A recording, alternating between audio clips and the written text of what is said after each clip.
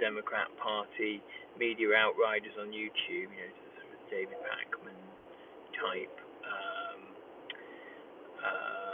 sort of commentary, who rightly kind of heap ridicule on it. They seem to all miss this kind of fundamental point, and I always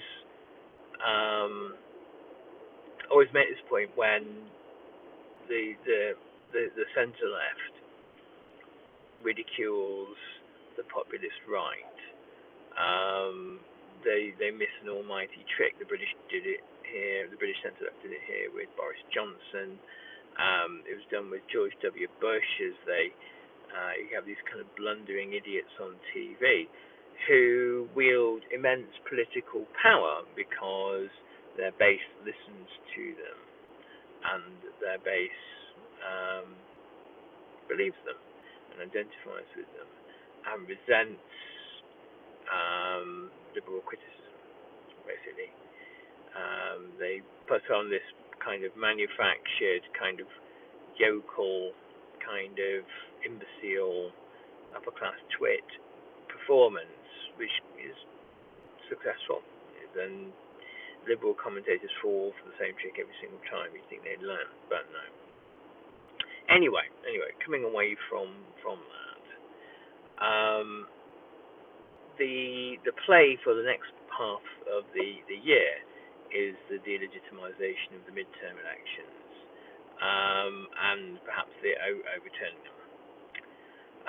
Trump began this by last night talking about the 2020 election again, one of his favorite obsessions and hobby horses, and claiming in broadly euphemistic terms with no evidence supplied that China had tried to undermine and had successfully undermined Trump's election victory in 2020.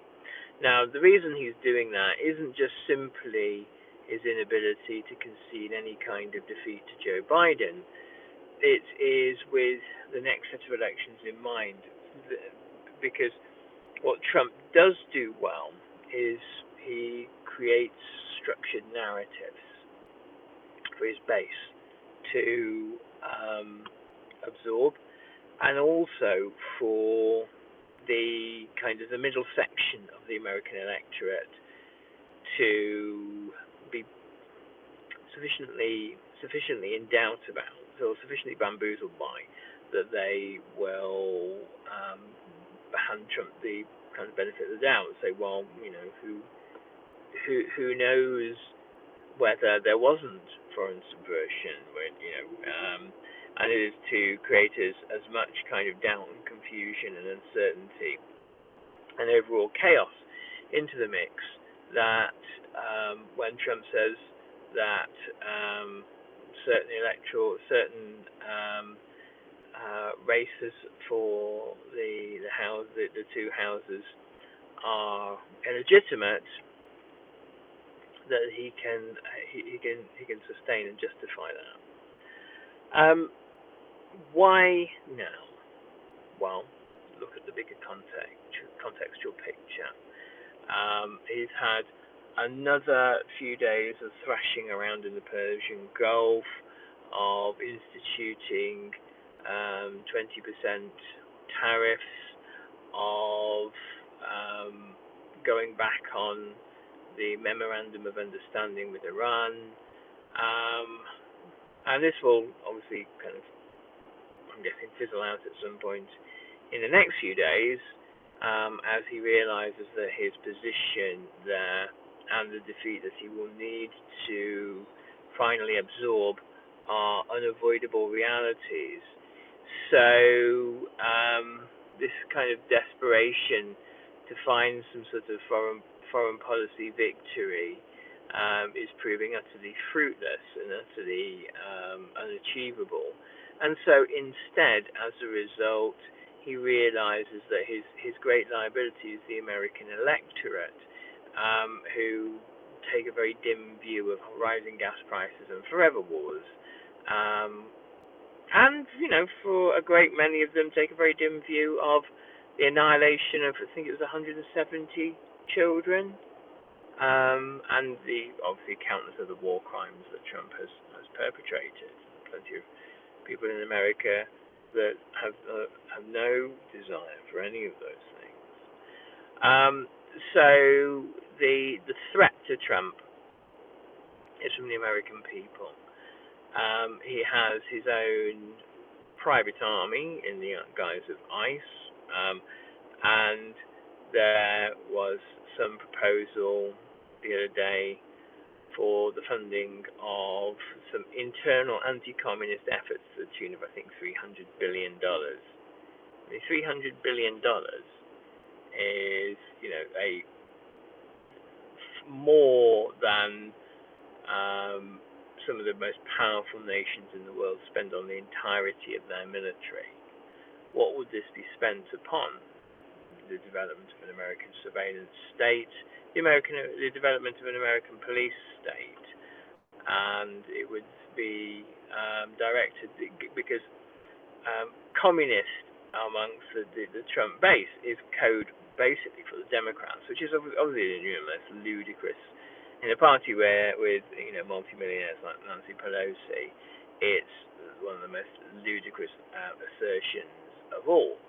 And yet, there will be an attempt to cast the Democrats in this light. Communist is, can be used to mean basically anything. It means bad. It's code for bad thing, bad person with bad idea, who is threat.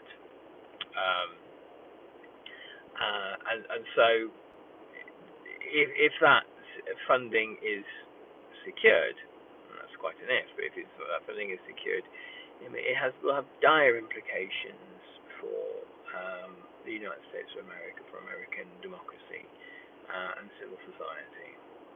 So,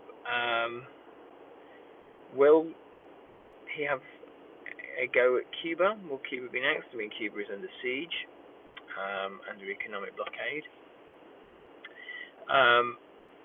The practicalities of attacking Cuba, even though this is a kind of a long-standing desire and fantasy of Cuban emigres in Florida, who are enormously influential, and the likes of Marco Rubio, it would, if it could be done successfully, which I don't think is possible, I'll elaborate as to why.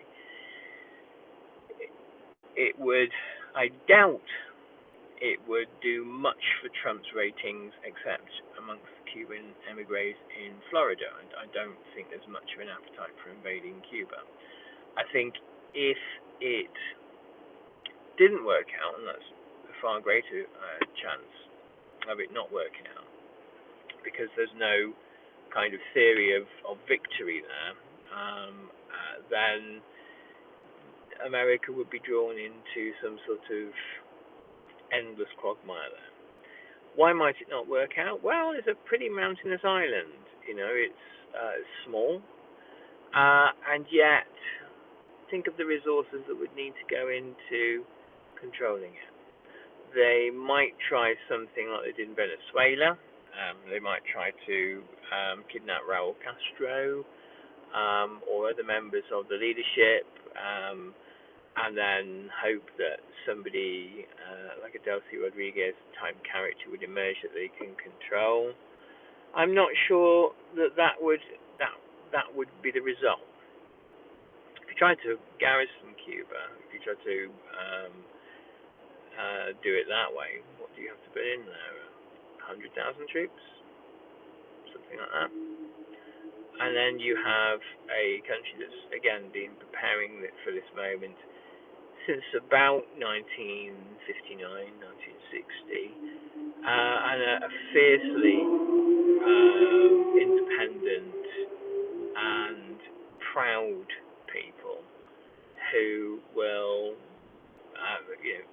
who will fight, I think, and not just fight an initial invasion, but fight an occupation. and it will be an opportunity for kind of decades or years perhaps or decades of attrition. So I don't know whether Trump has got um, has got really the kind of the guts really for that one. Maybe he has, but he would be a fool to do it. I don't think it would end how he thinks it would end. And in this age of asymmetric warfare with drones and that kind of thing, again, I think an occupied Cuba could cause America all sorts of heartache.